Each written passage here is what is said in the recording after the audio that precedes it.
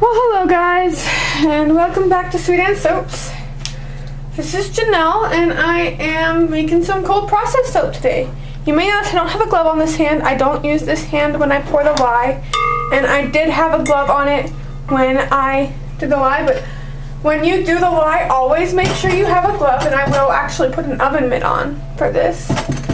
And let me go grab that, because I normally put an oven mitt on, or not oven mitt, but an oven pad thingamajigger, you know what I'm saying. Like the Halloween one. Yes, I do understand that it is.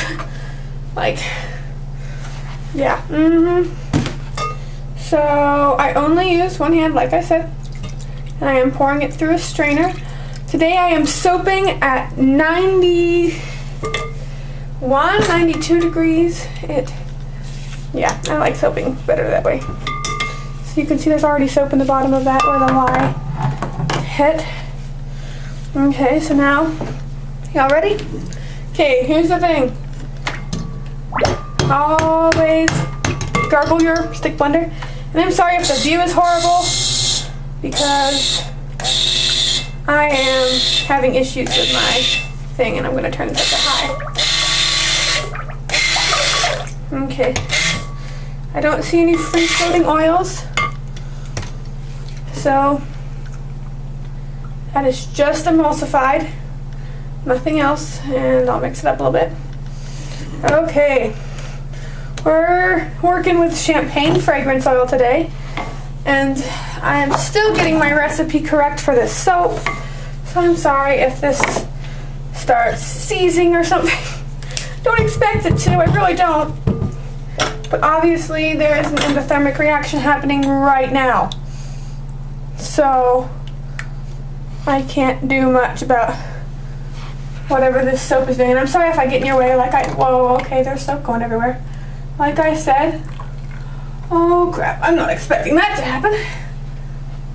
I need to pour it a little more of I don't know what is happening. My thing is leaking all over the place, all my soap. I don't know why. So I'm not gonna pour as strong, and that's all I'm going to do about the pink. Half my soap, I think I'm going to have to change this because not half my soap, but a lot of my soap went down the side of my cup. I'm still learning, like I said. So, well, that's going to take a little bit of cleaning. So, here's all my colorants. Most of my colorants are already in the soap, as you can see. I'm going to stick blend a tiny bit, so obviously you start out with the white. I really don't like this color. I don't think this will be crazy white later. Don't normally add this like this. It leads to bad things. So I did not add enough white. I should have. Like I said, this is actually only my third time making cold process soap. And hopefully this turns out right, you know? Obviously I already learned a pretty valuable lesson today, not to tip your cup too far, because that can cause problems. No, I don't like that color either. I did not add a lot of this pink to this one, mostly because I didn't think it looked right. It looks really pink. I'm going for a pretty severe looking pink.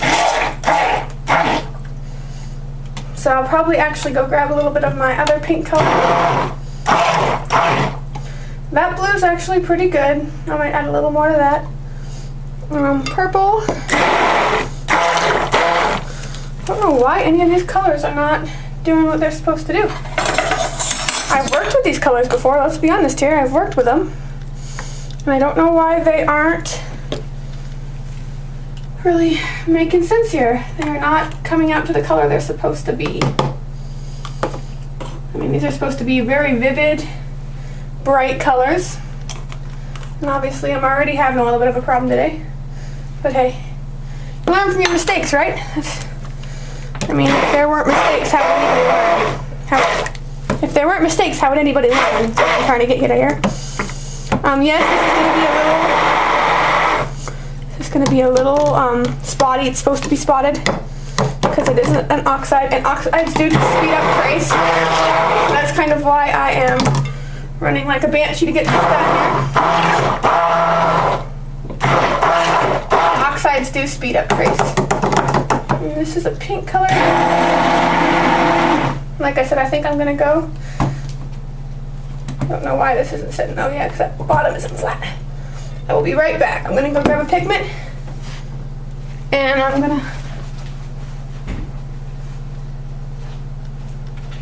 I am going to add a little bit of the electric bubblegum pigment to this pink, because I really don't like the color. It looks like death. Kind of like that mauve that your grandmother used to wear at her funeral. So, really ain't liking that color. There we are. That looks a little bit more. This is champagne fragrance oil, and I am in love with this stuff. This stuff is amazing. And so it hasn't thickened up yet, which is nice. I actually kind of expected it to thicken up a lot more than it has. And so, here we go. Let me move this out a little bit so you can see better. I'm going to move this stick blender back to its original spot.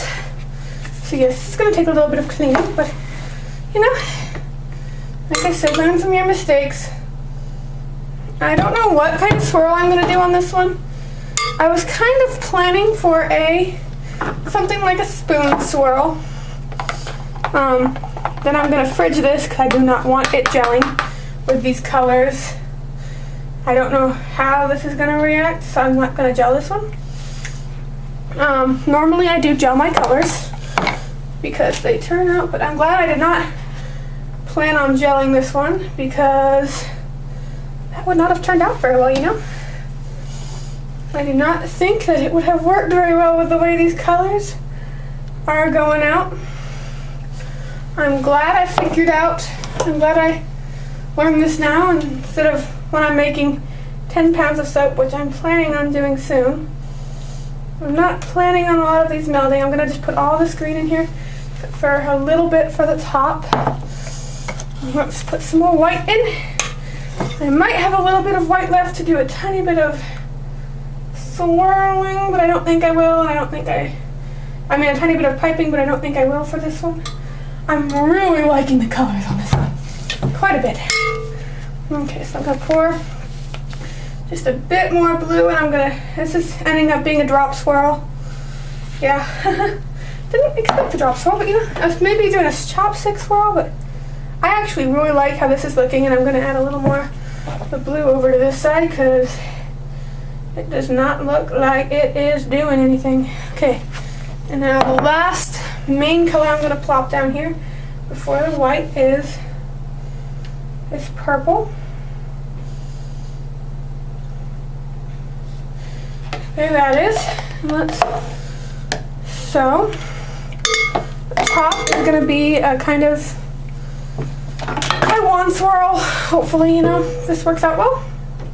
It's going to be kind of a Taiwan looking something or other. Now it's going to be apparently it is just going to be I'm going to wait for that to trace up a little more before I do anything. And I'll end up just adding the small amount of that, whatever's left in there, to this on top once this traces a little more. And yeah, it did not trace incredibly crazy like. So I like that. That's what I'm looking for. So I finally found a recipe that won't trace super fast. And that's definitely what I was looking for, because the recipe that I have used before traced so quickly. And I'm definitely going to stick blend a couple of these just so... Oh, no, never mind. So I'll be back when this has thickened up a little bit, and I'm going to try to clean up a little bit of that mess. And I'll be back. So hello, I'm back, and I actually have decided that I'm not going to wait for this to, you know, totally super thick trace. I'm going to put this down in little sections. Hopefully that's how this works. Like I said, nothing's really been going like planned today. So hope this doesn't get, I don't care if I get any white all over the other colors. Like I said, this is going to probably be a Taiwan swirl top, and I did a Taiwan swirl on the top underneath that. So it's gonna look hopefully a little better than what I really planned for. And I'm really liking how this turned out. Like a ton liking how this turned out. So I did not expect, especially after that first little hoo-dah at the beginning, for this to turn out this well.